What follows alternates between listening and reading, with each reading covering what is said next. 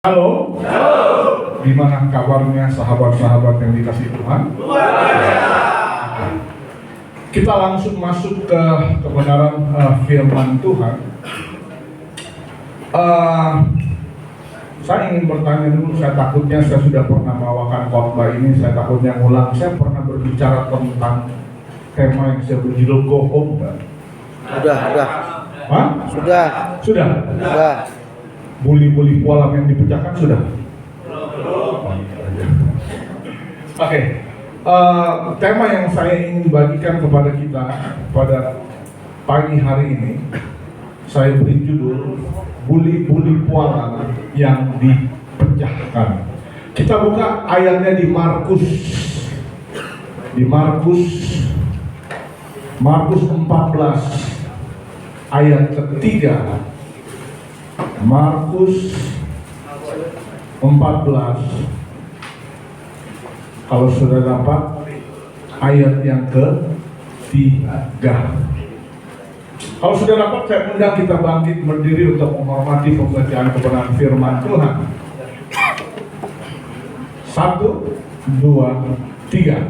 Ketika Yesus berada di tengahnya, di rumah Simon si dusta, dan sedang duduk makan, datanglah seorang perempuan membawa suatu buli-buli poal, isinya adalah 10 yang memakan. Setelah dipecahkannya dari buli-buli itu, diletakkannya di atas salib. Oke, silakan duduk dalam hadirat Tuhan. Kisah ini adalah salah satu kisah favorit saya di dalam Alkitab. Ketika saya baca kisah ini, hati saya sungguh tersentuh dan tergugah ketika saya baca kisah ini. Karena cuma di kisah ini satu-satunya Yesus diurapi oleh seseorang. Biasanya Yesus yang mengurapi, tapi di kisah ini Yesuslah yang diurapi. Dan menarik sekali bahwa yang mengurapi Yesus bukan pendeta, bukan diaken gereja, bukan. Bukan seorang nabi, bukan jawaban. Bukan seorang rasul, bukan. Tapi seorang perempuan yang sedang berada dalam kondisi titik terendah di dalam hidupnya.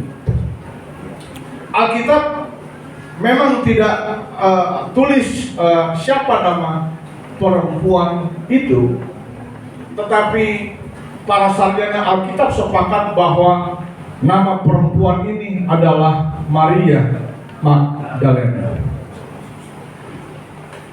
Kalau berbicara Maria Magdalena, arti nama dari Maria Magdalena menjelaskan siapa identitas dan apa CV kurikulum vitae-nya. Maria Magdalena. Kenapa dia disebut Maria Magdalena? Karena dia berasal dari daerah Magdala. Karena itu dia dipanggil Maria Magdalena. Kalau saudara tahu apa itu daerah Magdala, saudara tahu Kalijodo? Nah itu kurang lebih. Kayaknya pernah lihat nih.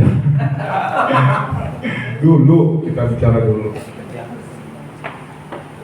So dengan kata lain, Maria Magdalena adalah seorang pelacur. Seorang perempuan yang jauh dari kasih karunia Tuhan. Dan menarik sekali bahwa ayat 3, tadi saya sudah bahas tokoh sentralnya adalah Maria Magdalena. Dan di ayat 3 ini kalau saudara baca, Yesus sedang berada di mana? Di mana? Betania. Bukan di gereja, bukan. Kalau saudara baca keberadaan Yesus di gereja, bisa dihitung dengan jari. Dia jarang di gereja. Tapi Yesus berada di Betania. Kalau saudara tahu arti Betania ini keren banget, arti Betania, yaitu house of death atau rumah kencan. Coba lihat kanan kiri katakan welcome to Betania. Saudara sedang berada di Betania, rumah kencannya Tuhan pada pagi hari ini. Betania yang berada di LP Pemuda, namanya rumah kencan, berarti ada keintiman di situ. Namanya rumah kencan, artinya ada keintiman, kedekatan personal di situ. Dan Yesus lebih tertarik dengan sebuah tempat yang bernama House of Death, rumah kencan, ketimbang rumah liturgi ibadah. Karena di rumah liturgi ibadah belum tentu rumah itu menjadi rumah kencan. Tetapi kalau berbicara Betania House of Death, pasti rumah itu berbicara tentang sesuatu yang ada fellowship, yang ada keintiman di situ. Dan menarik sekali bahwa di Betania itu Yesus berada di dalam rumah seseorang yang bernama siapa? Ada yang nama Simon di sini? Ada yang nama Simon? Nggak ada. Udah pulang. Berada di rumah Simon si Kusta. Yesus senang dekat dengan orang yang kita kebanyakan nggak senang. Orang kusta. Saudara tahu orang kusta itu adalah orang yang berpenyakit yang sangat jorok dan sangat bau. Ini orang kusta ini. Saya pernah melayani di panti orang saudara-saudara kita yang agak kurang waras, panti orang gila. Dan saya melayani di sana, ada seorang yang saya lihat kupingnya sudah nggak ada, hidungnya udah nggak ada, jari-jarinya udah nggak ada. Dan saya bertanya kepada petugas di situ, kenapa orang ini? Dan petugas itu katakan bahwa orang ini sedang proses sembuh dari kusta. Dengan kata lain, dia sudah sembuh, sedang proses kesembuhan. Tetapi baunya sangat busuk dan sangat amis. Kalau saudara baca ayat ini, Simon belum sembuh dari kusta. Dengan kata lain, dia sedang mengidap sebuah penyakit yang gambaran penyakit pada zaman itu adalah penyakit terkutuk. Penyakit yang melambangkan kejijikan. Kutuk itu lambang dari kusta. Tetapi menarik sekali bahwa dosa juga disebut, diartikan, dikonotasikan dengan kusta. Dan sepertinya di tempat ini ada beberapa orang yang seperti Simon, kondisi yang mengalami kusta, penyakit yang tidak saudara alami kusta secara jasmani, tetapi saudara mungkin mengidap penyakit kusta secara rohani. Tapi ini menarik sekali bahwa kalau saudara ngerti, orang yang kusta itu sangat jijik, sangat jorok, sangat bau. Kondisi terburuk seseorang ketika dia sedang mengalami kusta. Tapi ini keren banget, keren banget. Kalau pendeta lain mungkin nggak mau dekat-dekat dengan orang kusta. Cuma Yesus yang dia tidak jijik dengan orang yang sedang berada dalam kondisi titik terendah di dalam hidupnya.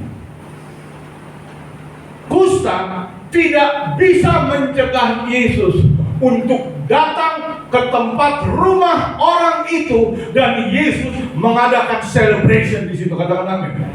So kondisi saudara yang paling buruk, kondisi saudara yang paling najis, kondisi saudara yang paling hina, saya katakan tidak pernah bisa mencegah Tuhan untuk dia hadir, masuk, penetrasi dalam hidupmu, dan dia selebrasi di dalam hidupmu bersama kamu. Katakan amin. Cuma Yesus, cuma Yesus, cuma Yesus. Dan perempuan ini dengar bahwa Yesus ada di Betania.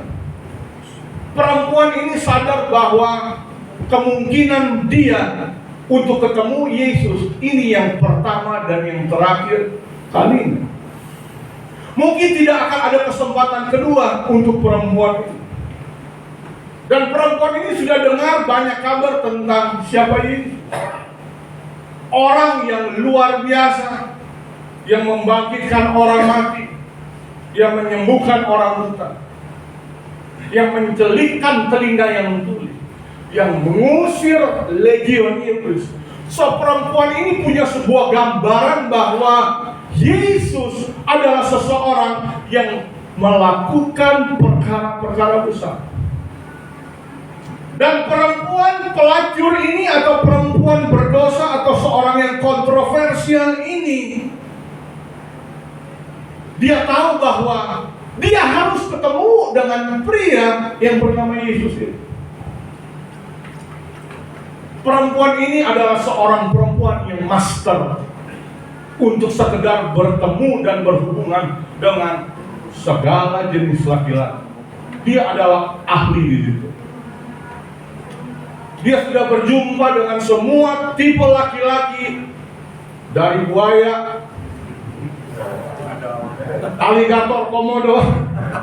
Dia udah ketemu dengan semua tipe laki-laki, tapi dia tahu bahwa dia harus ketemu dengan Yesus ini.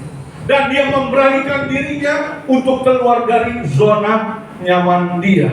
Dia berani paksa dirinya untuk ketemu dengan Yesus. Dan kalau saudara tahu, ketika Yesus berada di rumah Simon si kusta, selalu Yesus tidak seorang diri. Selalu bersama Yesus ada murid-murid yang selalu menyertai Yesus.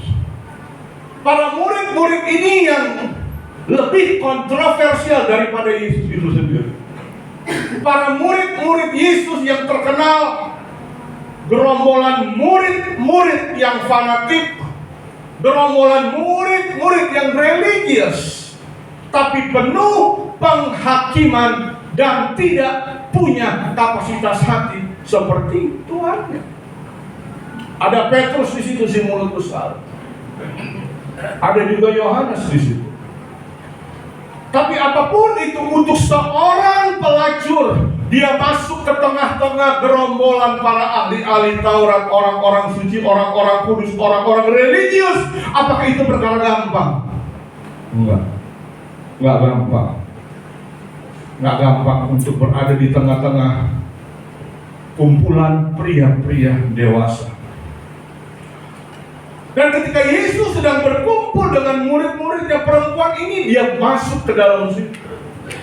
Dia bawa dirinya, dia beranikan diri.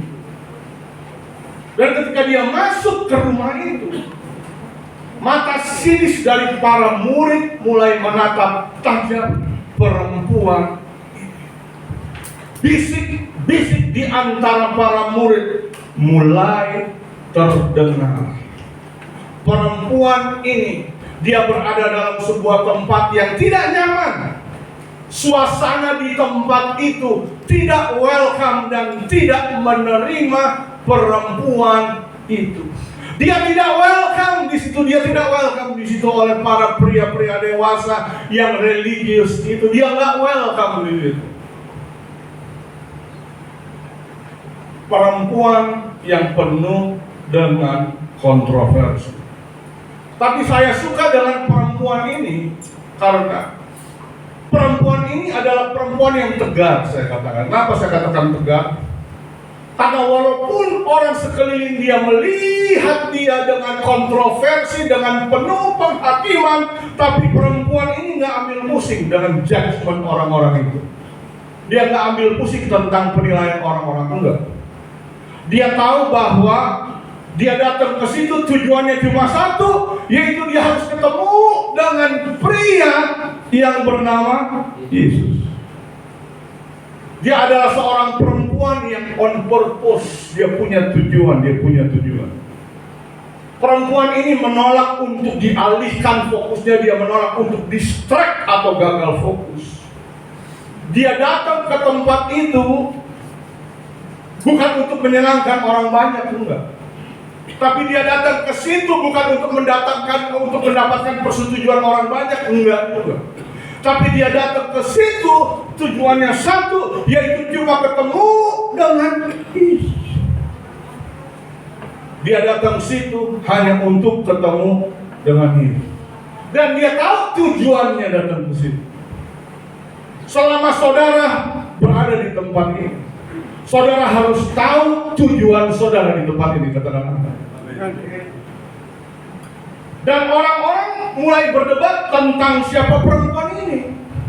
Tapi kalau saudara baca, nggak ada satu ayat pun yang menulis tentang bagaimana usaha perempuan ini untuk membela dirinya sendiri. Dia tidak bela dirinya sendiri, enggak. Dia adalah seorang sampah di mata banyak orang, tapi dia adalah seorang perempuan yang berharga di mata Yesus. Saudara mungkin sampah, tidak berharga, tidak dianggap oleh orang lain, apalagi oleh keluarga saudara, enggak. Tapi saya katakan kepada saudara, saudara berharga di mata Yesus. Dia dibenci oleh banyak orang, dibenci oleh semua orang, apalagi emak-emak. Ini musuhnya emak-emak. Siapa yang ada tahu? Ini public enemy emak-emak. Ini nih KS-nya pelakor. KS pelakor. Dia dibenci dengan banyak orang, tapi dia dikasihi Yesus tanpa syarat. Coba lihat kalian sudah katakan, kamu dikasihi Yesus tanpa syarat. Dia seorang perempuan dengan masa lalu. Dia seorang perempuan dengan masa lalu yang demikian buruk, tapi dia punya secercah pengharapan bahwa dia punya masa depan bersama pria yang ada di depan dia. Dia seorang perempuan dengan trauma perempuan. Banyak di antara kita di tempat ini, kelihatannya aja kita pria dewasa yang perkasa, yang keren, yang sangat, yang ganteng, yang bertato, yang ditakuti. Tapi banyak di antara saudara tidak lebih baik dari perempuan ini. Saudara juga di tempat ini punya banyak trauma. Tapi dia tahu bahwa yang paling penting cuma ada Yesus di rumah itu. Dia tahu yang lain nggak penting. Yang paling penting cuma Yesus. Coba lihat kalian di kiri katakan, yang lain nggak penting, bos. Yang paling penting Yesus. Dia adalah seorang perempuan yang tahu untuk menangkap momen. Dia adalah perempuan yang tahu untuk menangkap momen. Saya berharap saudara di tempat ini, saudara akan menjadi seorang pria yang tahu untuk menangkap momentum bersama Tuhan. Perempuan itu tahu bahwa kemungkinan dia nggak bisa dapat momentum itu kembali kalau dia lewatkan kesempatan itu untuk dia ketemu dengan Yesus. Perempuan itu datang ke rumah itu hanya untuk menyembah Yesus, bukan untuk menyembah sistem, enggak. Bukan untuk menyembah doktrin, enggak. Bukan untuk menyembah gereja, enggak. Dan bukan juga untuk menyembah pastor di gereja itu. Dia datang ke situ cuma satu, untuk sembah Yesus. Perempuan ini tahu bahwa ketika dia ketemu Yesus, dia datang ke situ dengan agenda pribadinya. Tapi ketika dia ketemu dengan Yesus di situ, agenda pribadi dia seketika luruh dan dia masuk ke mode worship. Penyembahan perempuan itu tahu bahwa penyembahan ini personal. Penyembahan ini hanya tentang dia dan pria yang bernama Yesus. Dan ketika dia masuk ke situ, ketika dia ketemu Yesus, perempuan ini langsung masuk ke sesi penyembahan. Saya mau undang pemain keyboard sebentar ke depan.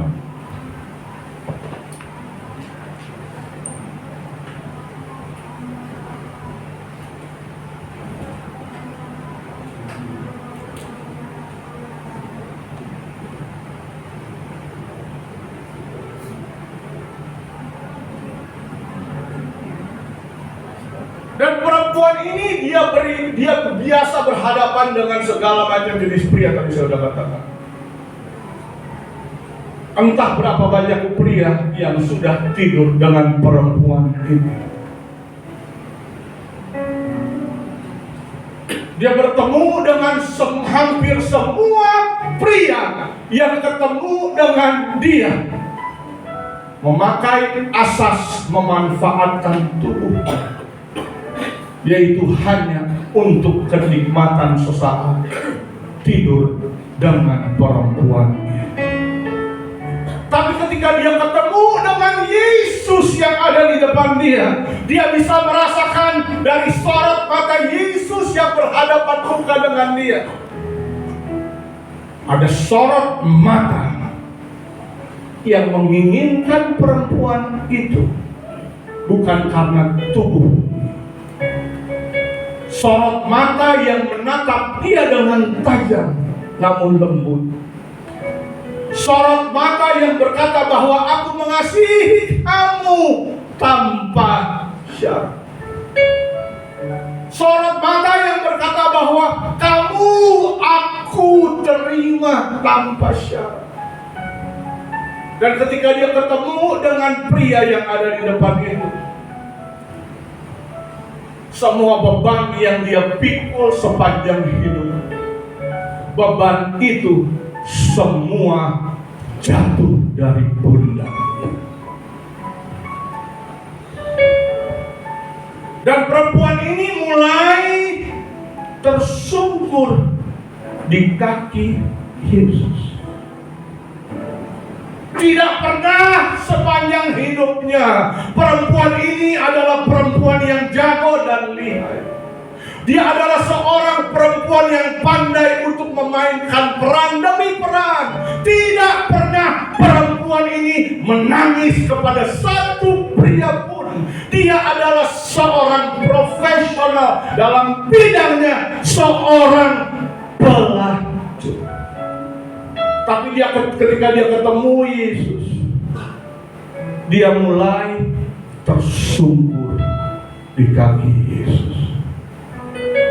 Dan dia mulai menyembah Yesus. Semua egonya dia perlahan-lahan sirna di kaki Tuhan. Perjumpaan saudara dengan Tuhan akan membuat ego saudara sirna dan luluh di kaki Tuhan. Katakan, semua keangkuhannya dia seketika jatuh di kaki Yesus. Dan dia mulai masuk ke sebuah penyembahan yang spontan. Bukan penyembahan entertainment, enggak. Bukan penyembahan yang cuma sampai di kulit, enggak. Dia masuk ke sesi penyembahan yang spontan. Dan Alkitab tulis dia bawa sesuatu. Dia bawa sesuatu, dia tahu untuk dia ketemu Tuhan, dia harus bawa sesuatu. Kalau saudara berbicara tentang worship atau penyembahan, bukan tentang apa yang Tuhan bisa berikan kepada kamu, tapi berbicara tentang worship, penyembahan, berbicara tentang apa yang saudara bisa berikan kepada Tuhan. Katakan amin. Jangan saudara bolak-balik arti worship itu. Bukan tentang apa yang Tuhan bisa kasih ke kamu, enggak. Tuhan udah kasih semua untuk kamu. Ketika anaknya mati di kayu salib, dia udah kasih semua. Tapi worship tentang sesuatu yang saudara kasih untuk Tuhan. Dan Alkitab tulis dia bawa sesuatu, yaitu buli puala. Buli puala.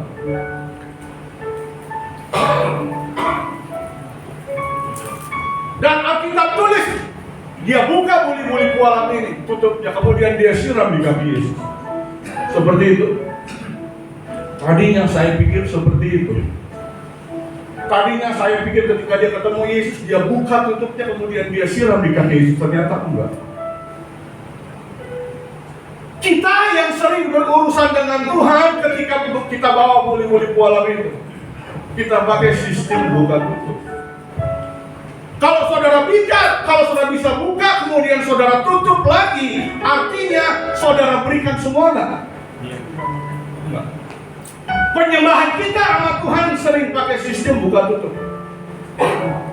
Ada sesuatu yang kita masih simpan, kita nggak kasih semua. Kita selalu punya kondom, kuncian dompet.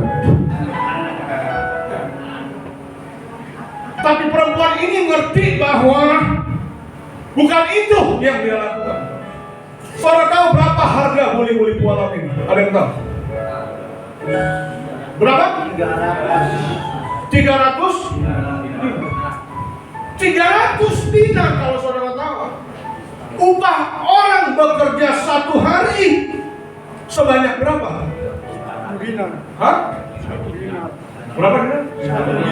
1 dinar.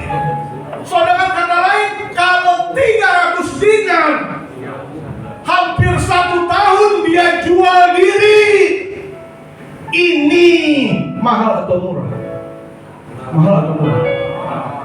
Mahal. 1 tahun dia tidur dengan berbagai macam jenis laki-laki. Kalau dia seorang PSK dengan tarif mahal 5 juta sekali kencan, dan dalam 1 hari dia kencan dengan 1 orang aja.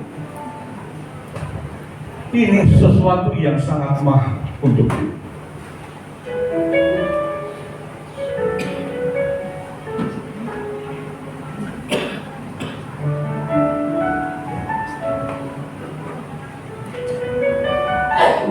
Di buli-buli pualam ini,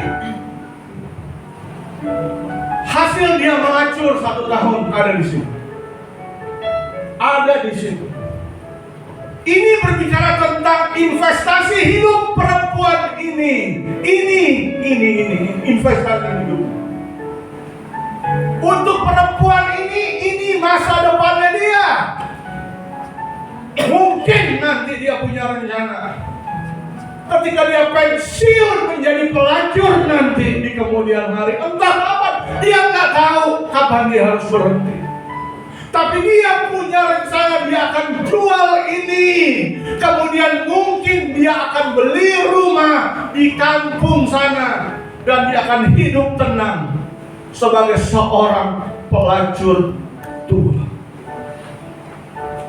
Dia juga mungkin punya rencana ini nanti dia jual. Dia jual untuk jadikan dia modal untuk dia bisnis atau kerja mungkin. Ketika dia pensiun sebagai seorang pelacur. Dan siapa tahu ada pria yang baik hati kemudian menikahi dia dan mengangkat harkat martabatnya sebagai seorang perempuan terhormat. Tapi apapun itu, ini sesuatu yang sangat penting untuk dia, yang sangat berharga untuk dia. Dan dia mulai menyembah Yesus. Saya ingin kita menyanyikan lagu.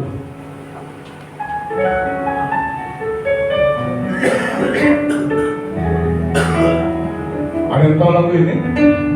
Seperti malaikat berberapi-mu menangis di bawah kaki, dan dia mulai bersungkur di kaki Yesus.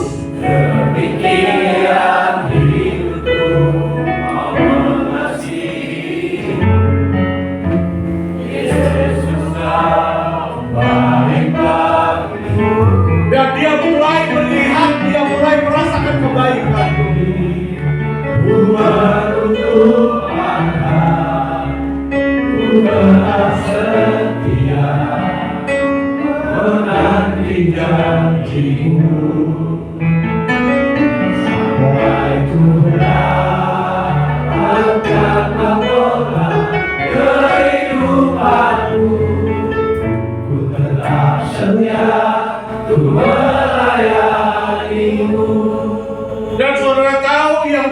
dilakukan oleh pelacur ini musik tetap bermain. Ketika dia bawa ke kaki Yesus, sesuatu yang sangat penting untuk dia, sesuatu yang sangat berharga untuk dia, sesuatu yang sangat worth it untuk dia. Masa depan perempuan ini ada di sini, investasi hidupnya ada di sini, kehidupannya dia semua ada di sini. Tapi ketika dia ketemu Yesus, dia pecahkan buli pualam ini di kaki Yesus. Sesuatu yang sangat berharga. Ketika dia ketemu Yesus, value, nilai dalam hidupnya berubah.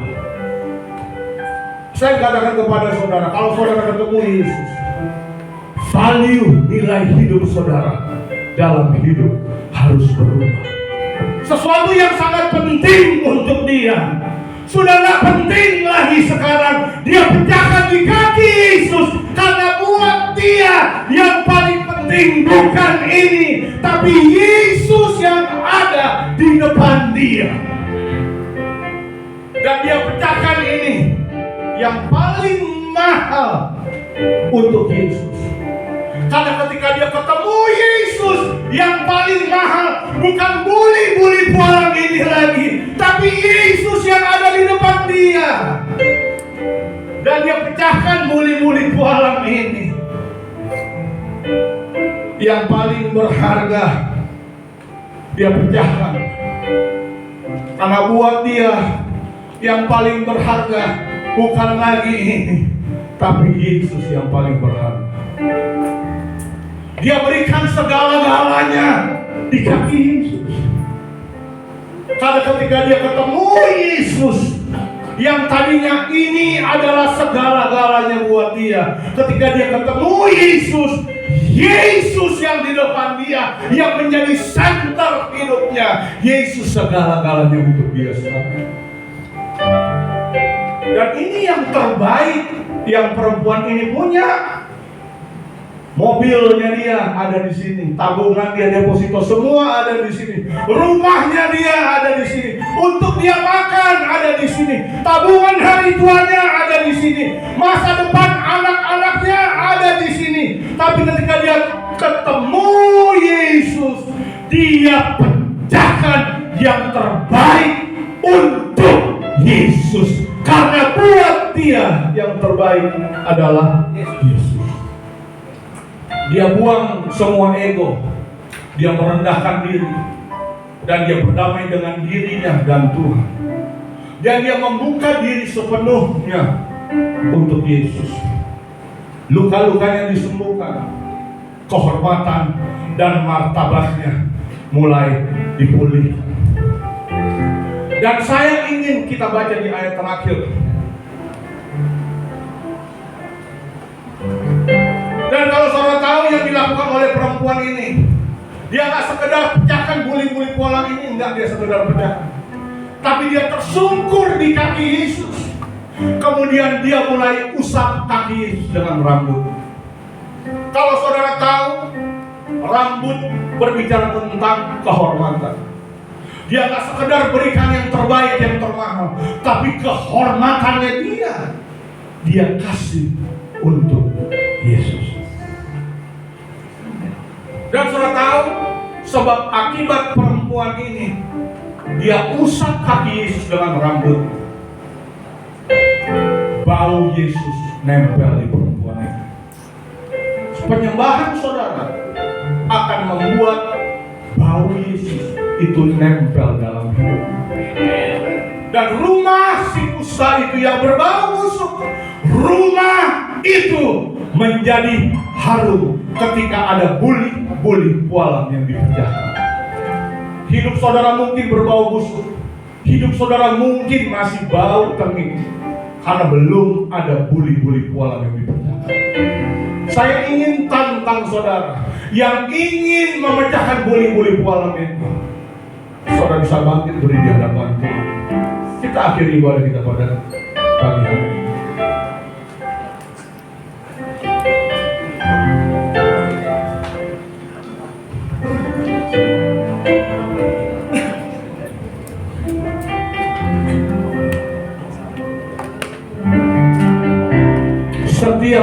kita, dengarkan saya baik-baik.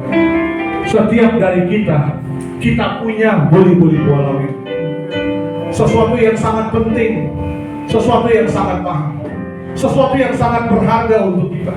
Bagi sebagian orang ini mungkin power, bagi sebagian orang ini mungkin ego, bagi sebagian orang ini mungkin nama, saudara.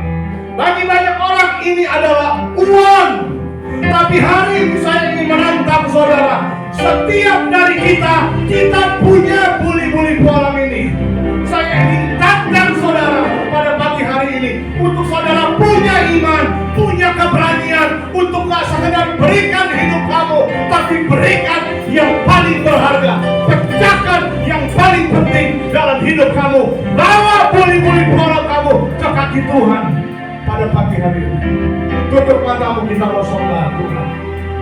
Dan hari ini saya ingin katakan, di gereja ini ada bau harum, karena ada buli-buli buah yang saudara pecahkan di kaki Tuhan. Sesuatu yang sangat penting, sesuatu yang sangat berharga, yang sangat penting untuk kamu. Kamu harus bawa di kaki Tuhan. Angkat tanganmu saudara, tutup matamu. Hari ini ada buli-buli buah yang dipecahkan. Ada sesuatu yang berharga, yang penting, yang mahal, yang sepanjang hidupmu kamu anggap erat-erat. Kamu tidak mau berikan untuk Tuhan.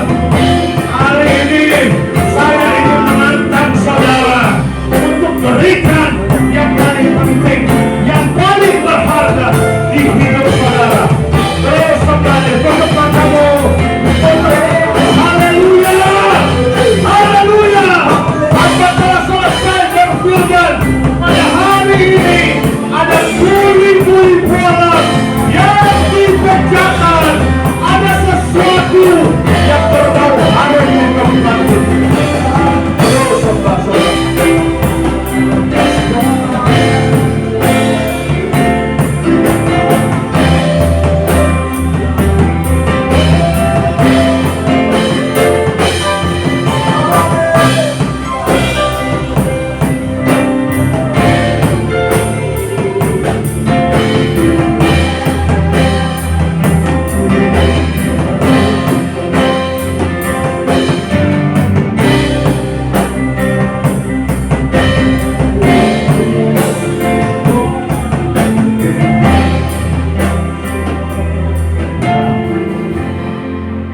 Saya percaya firman Tuhan yang powerful yang mengubah hidup kita semua. Dan ini momentum yang terbaik, saudara. Ini momentum yang terbaik. Mungkin tidak banyak ministry yang memberikan kesempatan saudara untuk didoakan. Dan hari ini Haleluya. pembicaraan